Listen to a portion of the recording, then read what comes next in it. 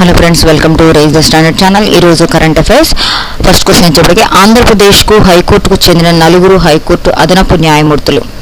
హైకోర్టులో ఎవరైతే అదనపు న్యాయమూర్తులుగా పనిచేస్తున్నారో వాళ్ళకి శాశ్వత న్యాయమూర్తులుగా అయితే పదవి లభించింది. వారి పేర్లు ఏమిటి అని అడుగుతున్నాడు ఇక్కడ. సో ఆన్సర్ వచ్చేప్పటికి ప్రస్తుతం హైకోర్టులో అదనపు న్యాయమూర్తులుగా పనిచేస్తున్న, అంటే ఆంధ్రప్రదేశ్ హైకోర్టులో అదనపు న్యాయమూర్తులుగా పనిచేస్తున్న కింది 4 పదోన్నతి లభించింది. వాళ్ళ పేర్లు ఏంటంటే justice Nunepalli Harinath, justice Mandava Kiranmayi, justice Jagadam Sumathi, justice Nyayapathi Vijay. వీరికి సుప్రీంకోర్టు ప్రధాన న్యాయమూర్తి జస్టిస్ బిఆర్ గవాయి నేతృత్వంలోని కొలీజియం ఈ 4 కూడా హైకోర్టు అదనపు న్యాయమూర్తులను శాశ్వత న్యాయమూర్తులుగా పదోన్నతి కల్పించాలని కేంద్ర ప్రభుత్వానికి సిఫారసు చేసింది. ఇది వెరీ వెరీ ఇంపార్టెంట్. ఖచ్చితంగా క్వశ్చన్స్లో అడిగేటువంటి స్కోప్ అయితే ఉంది. ఇది చెక్ చేసుకోండి ఒకసారి. నెక్స్ట్ క్వశ్చన్, పేగు బ్యాక్టీరియా నియంత్రణకు ఏ దేశ శాస్త్రవేత్తలు స్మార్ట్ క్యాప్సూల్ రూపొందించాయి? Very very important. పేగు బ్యాక్టీరియా నియంత్రణకు ఏ దేశ శాస్త్రవేత్తలు స్మార్ట్ క్యాప్సూల్ని రూపొందించాయి? జవాబు పేగు బ్యాక్టీరియా మీద చైనా శాస్త్రవేత్తలు స్మార్ట్ క్యాప్సూల్ను అభివృద్ధి చేశారు. ఇది ఒక విప్లవాత్మకమైన అధునాతన క్యాప్సూల్. ఈ ఆవిష్కరణ డిజిటల్ ఆరోగ్య పర్యవేక్షణ మరియు రిమోట్ బ్యాక్టీరియా నియంత్రణలో గణనీయమైన పురోగతిని సూచిస్తుంది. ఇదేంటంటే ఈ ఆవిష్కరణ డిజిటల్ ఆరోగ్య పర్యవేక్షణ అంటే డిజిటల్గా హెల్త్ రిపోర్ట్స్ అన్నిటిని కూడా ఇన్వెస్టిగేట్ చేయడం కోసము, రీసెర్చ్ చేయడం కోసం అయితే ఉపయోగపడుతుంది. అండ్ రిమోట్ బ్యాక్టీరియా నియంత్రణలో కూడా గణనీయమైన పురోగతిని సూచిస్తుంది. నెక్స్ట్ క్వశ్చన్, ప్రపంచ ఆరోగ్య సంస్థ WHO 40 మైక్రోగ్రాములు కఠినమైన పరిమితిని సిఫారసు చేసింది. అయితే ఇట్లుండగా తెలంగాణలో వాయు నాణ్యత వేగంగా క్షీణిస్తుండగా కాలుష్య హాట్స్పాట్లుగా ఏవి తెలంగాణలో ఉన్నాయి? అంటే ఇప్పుడు WHO వచ్చేటప్పటికి 40 మైక్రోగ్రామ్స్ అనేటువంటిది కాలుష్య పరిమితిని నియంత్రించడము, ఎంతవరకు ఉండాలి ఎంతవరకు ఉండకూడదు అనేది ఒక లిమిట్ పెట్టింది. ఆ లిమిట్లో WHO వచ్చేటప్పటికి 40 మైక్రోగ్రామ్స్ అని పెట్టింది. అయితే తెలంగాణలో వాయు నాణ్యత అనేది క్షీణిస్తుంది. ఈ దాంట్లో తెలంగాణలో ఏవి హాట్స్పాట్స్గా ఉన్నాయి అని చెప్పేసి అడుగుతున్నాడు. ఇది ఈ మధ్యనే వచ్చినటువంటి న్యూస్. ఇది తెలంగాణలో వాయు నాణ్యత వేగంగా క్షీణిస్తుండగా నగరాలు మరియు పట్టణాల్లో ఉన్న 10 పర్యవేక్షణ కేంద్రాలు ఆందోళనకరమైన కాలుష్య స్థాయిని నివేదిస్తున్నాయి. ఇట్లుండగా కాలుష్య హాట్స్పాట్లుగా రామగుండం, పటాన్చెరు, కొత్తూరు ప్రధాన కాలుష్య హాట్స్పాట్లుగా మారాయి. ఏమేంటంటే చూసుకోండి, ఇక్కడ రామగుండం, పటాన్చెరు, కొత్తూరు ప్రధాన కాలుష్య హాట్స్పాట్లుగా మారాయి. హైదరాబాద్ కంటే ఇక్కడ కాలుష్యం మరింత తీవ్రంగా ఉంది. ఫస్ట్ ప్లేస్ వచ్చేటప్పటికి రామగుండం, సెకండ్ పటాన్చెరు, థర్డ్ కొత్తూరు. అంటే ఈ సీక్వెన్స్లోనే ఇవి టాప్లో ఉన్నాయి. వీటి తర్వాత హైదరాబాద్ ఉంది. నెక్స్ట్, మహిళల సంక్షేమానికి ఇటీవల మహారాష్ట్ర ప్రభుత్వం ఏ పథకాన్ని ప్రారంభించింది? మహిళల సంక్షేమానికి ఇటీవల మహారాష్ట్ర ప్రభుత్వం ఏ పథకాన్ని ప్రారంభించింది? జవాబు వచ్చేటప్పటికి మహారాష్ట్ర ప్రభుత్వం మహిళా సాధికారత లక్ష్యంగా ముఖ్యమంత్రి మాజీ లడ్కీ బహీన్ యోజన ప్రారంభించడం జరిగింది. దీని ద్వారా మహిళలకు 1500 రూపాయలు ప్రతి నెల సాయం అయితే అందుతుంది. ఎందుకు ఇది అని అంటే ఉమెన్ ఎంపవర్మెంట్ కోసం, ఉమెన్ ఎకనామిక్గా స్ట్రాంగ్ అవడం కోసం. అంటే ఇప్పుడు మనకు తెలంగాణలో ఎట్లాగైతే నెలకి 1500, నెలకి 2500 అట్లా ఇస్తామన్నారు కదా, అట్లానే మన దగ్గరకు వచ్చేటప్పటికేమో మహిళలకు సంబంధించిన దాంట్లో పెట్టారు. ఇది దీంట్లో కూడా మహిళలకు సంబంధించిన దానికి పెట్టారు. మహారాష్ట్రలో వచ్చేప్పటికి మాజీ లడ్కీ బహీన్ యోజన అని చెప్పి పెట్టారు. నెక్స్ట్ క్వశ్చన్ వచ్చేప్పటికి ఇటీవల చాలా సంవత్సరాల క్రితం ప్రాచీన మానవులు కేవలం పెద్దల్ని కాకుండా తమ కన్న బిడ్డలను కూడా చంపి ఆహారంగా తీసుకునేవారని స్పెయిన్కు చెందిన పురావస్తు శాస్త్రవేత్తల పరిశోధనలో వెలువడింది. ఇట్లుండగా ఈ సంచలన విషయం స్పెయిన్ ఉత్తర ప్రాంతంలోని ఏ గుహ వద్ద జరిగిన తవ్వకాల్లో బయటపడింది? మళ్ళీ చదువుతున్నా చూసుకోండి. ప్రాచీన కాలంలో మానవులు పెద్దల్ని కాకుండా తమ కన్న బిడ్డలను కూడా చంపి తినేవాళ్ళు. ఇది స్పెయిన్కి చెందినటువంటి పురావస్తు శాస్త్రవేత్తలు తమ పరిశోధనలో వెల్లడైందంట. అయితే ఈ మధ్య ఒక గుహ దగ్గర వీళ్ళు స్పెయిన్లోని ఒక ఉత్తర ప్రాంతంలో గుహ దగ్గర తవ్వకాల్లో దీనికి సంబంధించిన ఆధారాలు అయితే బయటపడ్డాయి. ఇది మనకి అడిగే ఛాన్స్ ఉంది మనకిది.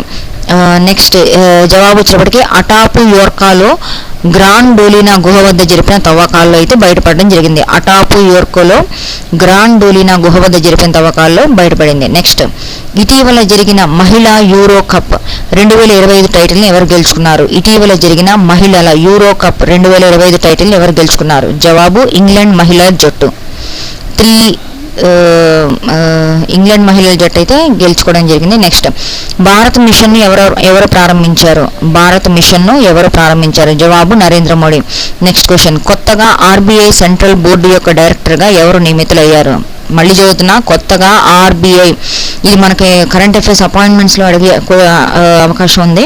కొత్తగా ఆర్బీఐ సెంట్రల్ బోర్డు యొక్క డైరెక్టర్గా ఎవరు నియమితులయ్యారు? జవాబు అనురాధ ఠాకూర్. నెక్స్ట్ ఈసీబీఏ అంటే ఏమిటి? జవాబు వచ్చేప్పటికి eligibility criteria for business authorization, ECBA full form. Next the diary of a cricketer's wife a very unusual memory పుస్తకాన్ని ఎవరు రచించారు? ఇది ఒక బుక్ పేరు. The diary of a cricketer's wife a very unusual memory. ఇక్కడ వరకు కూడా ఇది వచ్చేప్పటికి ఇదంతా బుక్ పేరు. ఇది ఎవరు రచించారు? జవాబు వచ్చేప్పటికి పూజా పుజారా. ఈమె వైఫ్, ఎవరికి? పుజారా గారి వైఫ్. ఈమె రాసినటువంటి బుక్ ఇది. నెక్స్ట్ అణుశక్తితో నడిచే జలాంతర్గామి భాగస్వామ్యం మరియు సహకార ఒప్పందం గీలాంగ్ ట్రీటీపై ఏ 2 దేశాలు సంతకాలు చేశాయి? మళ్ళీ చదువుతున్నా చూసుకుని, అణుశక్తితో నడిచే జలాంతర్గామి భాగస్వామ్యం మరియు సహకార ఒప్పందం గీలాంగ్ ట్రీటీపై ఏ 2 దేశాలు సంతకాలు చేశాయి? జవాబు ఆస్ట్రేలియా, యునైటెడ్ కింగ్డమ్. ఈ 2 దేశాలు అయితే సంతకాలు చేయడం జరిగింది. ఆస్ట్రేలియా, యునైటెడ్ కింగ్డమ్ అణుశక్తితో నడిచే జలాంతర్గామి భాగస్వామ్యంగా మరియు సహకార ఒప్పందం సంతకాలు చేయడం జరిగింది. నెక్స్ట్ ఆపరేషన్ మహదేవ్లో శ్రీనగర్ సమీపంలో ఏదైతే ఇది ఏంటంటే టెర్రరిస్ట్కి వ్యతిరేకంగా చేసినటువంటిది ఇది.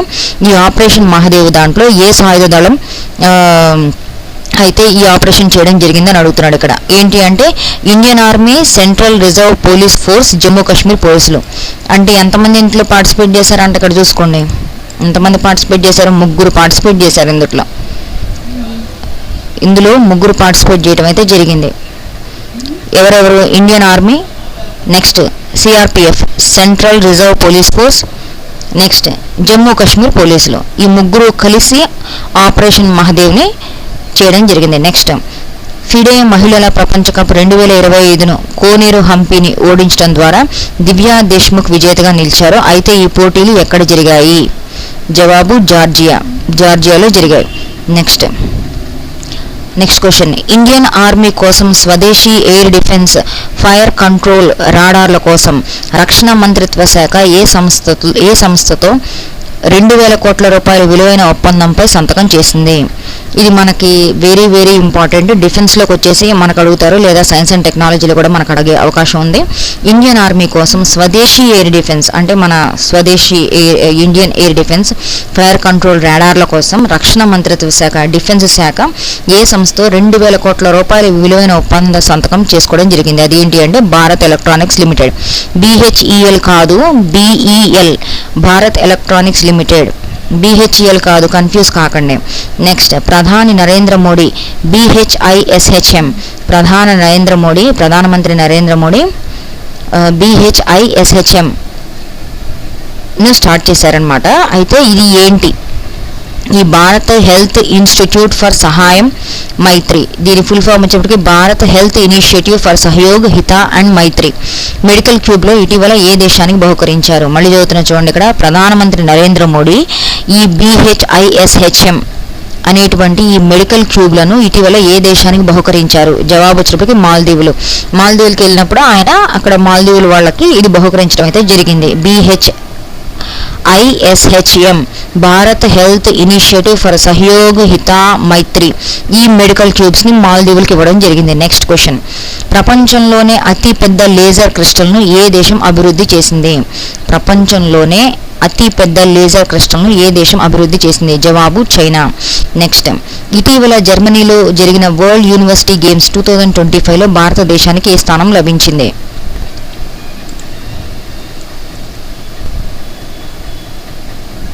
ఇటీవల జర్మనీలో జరిగిన వరల్డ్ యూనివర్సిటీ గేమ్స్ 2025లో భారతదేశానికి ఏ స్థానం లభించింది? జవాబు 20వ స్థానం లభించింది. భారతదేశానికి 20వ స్థానం లభించింది. ఇక్కడ భారతదేశానికి ఎన్ని వచ్చినాయి అంటే 12 పథకాలు అయితే రావడం జరిగింది. దీంట్లో స్వర్ణాలు గోల్డ్ వచ్చినప్పటికీ 2, రజతాలు 5, కాంస్యం 5 వచ్చాయి. అయితే 74 పథకాలతో చైనా మొదటి 2 స్థానాల్లో నిలవడం జరిగింది. ఈ గేమ్స్ ఏంటివి చూసుకోండి. జర్మనీలో జరిగిన world university games 2025. World university games 2025లో 74 పథకాలతో చైనా మొదటి 2 స్థానాల్లో ఉంది. ఇండియాకి 20వ స్థానం వచ్చింది. మొత్తం భారతదేశానికి 12 పథకాలు వచ్చాయి. నెక్స్ట్, బోల్డ్ కురుక్షేత్ర 2025 జాయింట్ మిలిటరీ ఎక్సర్సైజ్ ఏ 2 దేశాల మధ్య జరుగుతుంది? బోల్డ్ కురుక్షేత్ర 2025 జాయింట్ మిలిటరీ ఎక్సర్సైజ్ ఏ 2 దేశాల మధ్య జరుగుతుంది? జవాబు భారతదేశం, సింగపూర్. భారతదేశం సింగపూర్ మధ్య జాయింట్ మిలిటరీ ఎక్సర్సైజ్ అయిన బోల్డ్ కురుక్షేత్ర 2025 రాజస్థాన్ జోధ్పూర్లో జరుగుతుంది. ఎక్కడ జరుగుతుంది? రాజస్థాన్ జోధ్పూర్లో జరుగుతుంది. నెక్స్ట్, ప్లాస్టిక్ వాడకం తగ్గించడం కోసం ఏ సంస్థ బాంబూసా తుల్డా అనే వెదురుని ఉపయోగించి పర్యావరణ అనుకూలమైన మిశ్రమ పదార్థాన్ని అభివృద్ధి చేసింది?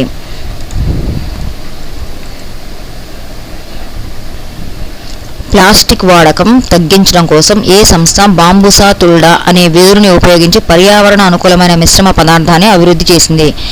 జవాబు ఐఐటి గౌహతి. నెక్స్ట్, ఇటీవల వార్తల్లో నిలిచిన కరేనియా మికిమోటోయ్ అంటే ఏమిటి?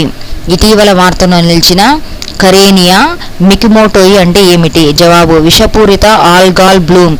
దీన్నే హెచ్ఏబి అని కూడా అంటారు, విషపూరిత ఆల్గాల్ బ్లూమ్. నెక్స్ట్, ఇటీవల United Nations Educational, Scientific and Cultural Organization అంటే యునెస్కో. యునెస్కో తెలుసు కదా?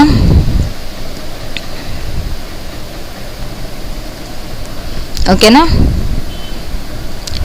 షార్ట్కట్లో ఇచ్చేస్తే మీకు ఒక అవగాహన ఉంటుంది. ఇటీవల United Nations Educational, Scientific and Cultural Organization UNESCO నుండి వైదొలుగుతున్నట్లు ఏ దేశం ప్రకటించింది? జవాబు అమెరికా. అమెరికా వైదొలుగుతున్నట్టు ప్రకటించింది. కారణం ఏంటి అంటే ఇజ్రాయెల్ వ్యతిరేక విధానాలను అవలంబిస్తుందన్న కారణంగా అమెరికా యునెస్కో నుండి వైదొలుగుతున్నట్లు ప్రకటించింది. నెక్స్ట్,